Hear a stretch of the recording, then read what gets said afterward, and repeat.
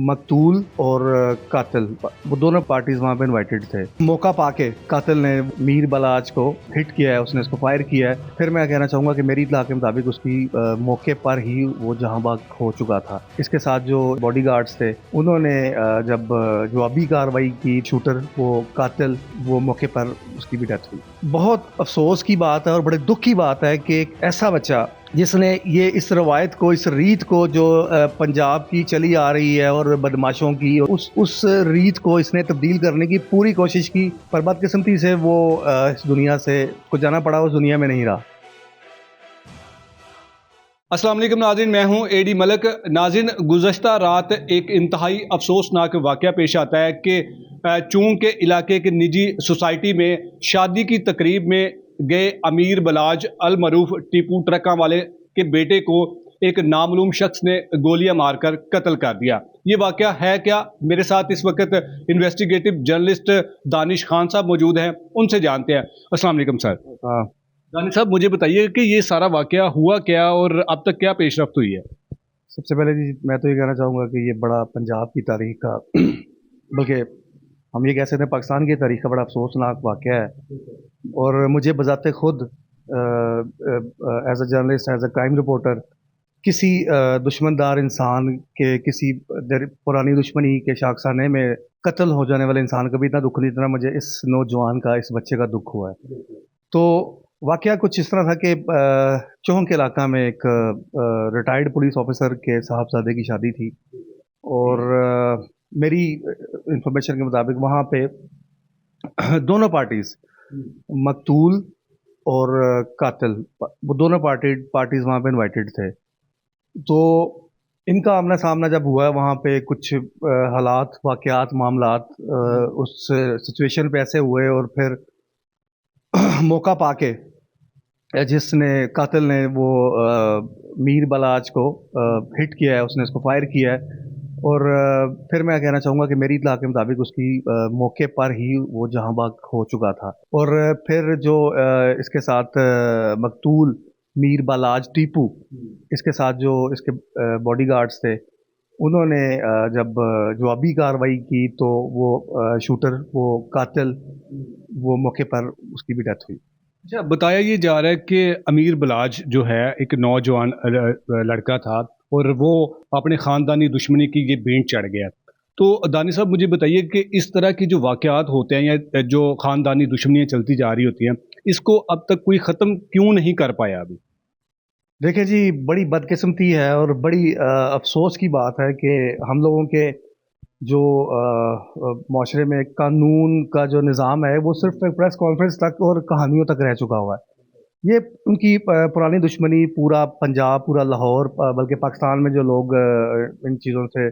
In touch رہتے ہیں ان کو پتہ ہے ان کی دشمنیاں کہاں سے چل رہی ہیں اور کہاں تک، اور کون لوگ ہیں پس پردہ، جیسا بھی ہے اس چیز میں ہم نہیں جاتے، لیکن یہ معاملہ ابھی تک ختم نہیں ہو سکا۔ اور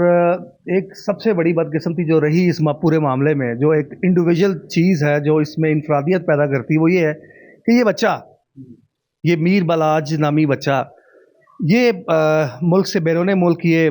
اعلیٰ تعلیم کے لیے اس کے گھر والوں نے، اس کے بڑوں نے، اس کے والدین نے انیشیٹو لیا، اس کو بیرون ملک بھیجا تعلیم حاصل کرنے کے لیے۔ جب اس کی غیر موجودگی میں اس کے والد ٹیپو ٹرکاں والا کے نام سے جو مشہور تھے، ان کا مرڈر ہوا لاہور میں۔ آپ کو 2010 میں ان کا مرڈر ہوا، تب یہ بچہ واپس آیا، اور بہت سے یوٹیوب چینل اور بہت سے سوشل میڈیا چینلز، مین سٹریم اور سیٹلائٹ والے چینلز نے بھی اس کا انٹرویو کیا، اس کے گھر جاتے تھے، اس کا انٹرویو کرتے تھے۔ آپ بھی جانتے ہوں گے اس بچے میں اس میں ایک خصوصیت تھی کہ یہ ٹرینڈ، میں کہوں گا کہ ٹرینڈ سیٹر تھا۔ اس نے اس لائن کو، اس پیسج کو، اس ٹرین کو اس نے آگے سے چینج کیا۔ اس نے دشمنی تر دشمنی اور قتل تر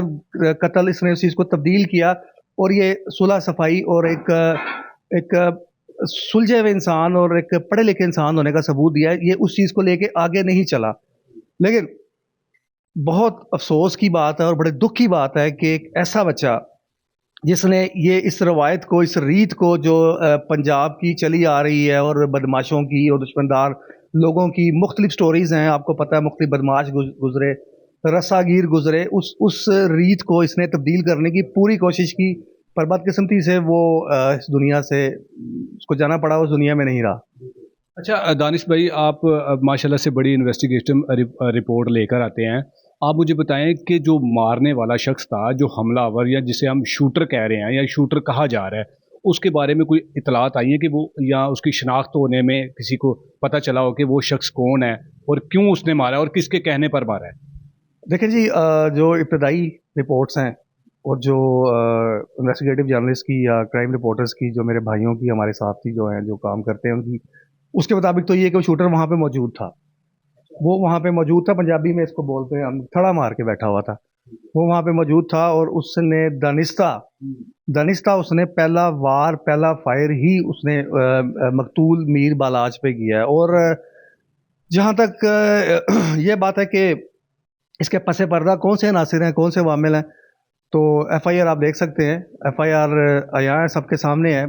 मैं समझता हूँ कि वहाँ से बेहतर ये चीज़ मालूम हो सकती है कि उसके मकतूल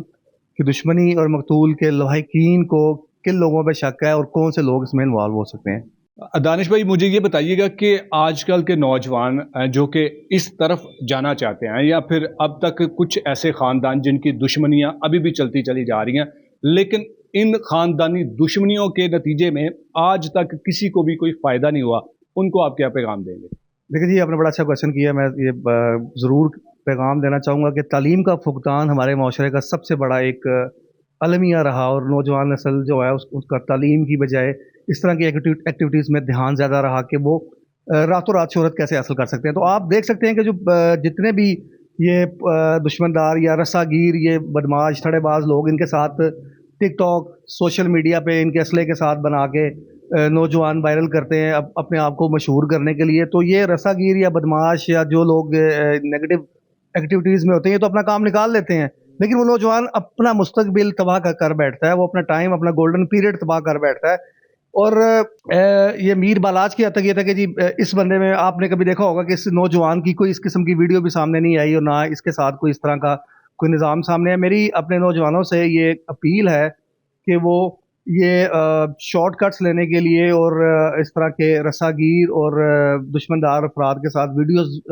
वायरल करने की बजाय वो अपना ध्यान और अपना फोकस अपनी तालीम और तरबियत पर रखें और माशरे का एक अच्छा रुकन बन के सामने है। बहुत शुक्रिया दानिश साहब। नाज़रीन, आपने सारी गुफ्तगू सुनी कि अब तक की जो